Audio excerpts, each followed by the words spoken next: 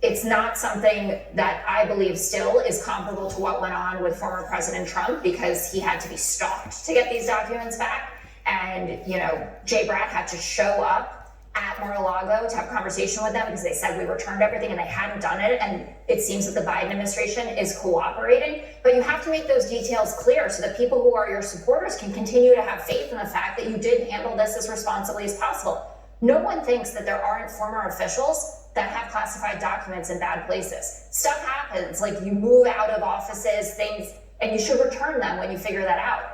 But by just stonewalling and saying, I can't answer that, I'm not gonna answer that, then you leave people to their wildest imaginations, and it's not great, especially when he's supposed to announce that he's running for re-election again in a couple of weeks. There you go.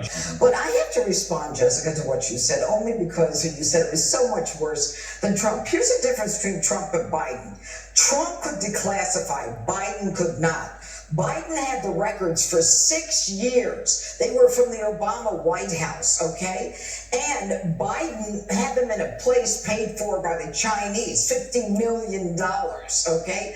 In addition to that, Biden was not honest with the American people. They knew on November 2nd that they had classified documents found by lawyers who were apparently at nighttime moving men with no clearance. And then they found stuff on December 20th. But when they told us about it on January 9th, they weren't honest about the fact that they also had stuff from December 20th. So I don't think it's a question of them handling it poorly.